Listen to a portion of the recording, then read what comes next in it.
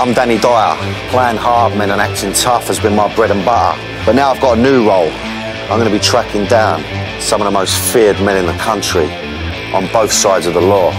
I'm going to find out what makes them tick, how they got their fearsome reputations, and why they're considered some of Britain's deadliest men.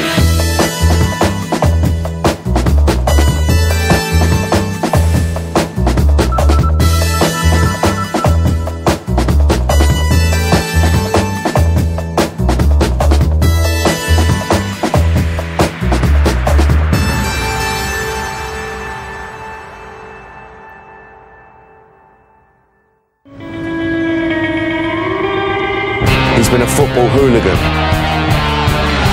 a boxer with over 100 knockouts to his name, and had his own security company which ran the door of over 200 clubs in Edinburgh. At just 17, he was Britain's youngest criminal mastermind, a teenage godfather who ran the streets of the Scottish capital, the original baby-faced assassin. I was always a frontliner. I'm a born leader. I'm meeting Bradley Welsh, a man who before he was barely out of his teens was feared in the ring, on the terraces and on the streets, and whose young life of crime and violence ultimately led him to jail.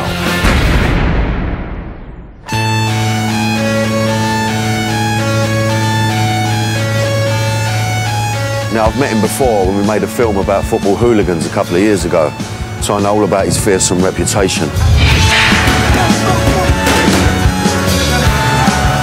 Last time it was all about being a hooligan. Fucking get up there. I was 14 and I'd been arrested up in Dundee, arrested at Ibrox. I'd been like 7 arrests. I was only 14 for violence at football. But that was just a small part of his complex character. Of all the blokes I met doing the football factories, he was the one that stuck in my mind. He's 38 years old and runs a gym in a tough part of the city. Jab, jab. He's one of Edinburgh's faces, thanks to his notorious past.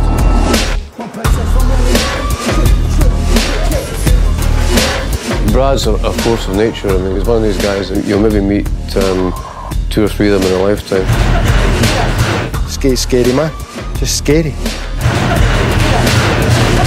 Good to see you, Brad. It's been a while, mate.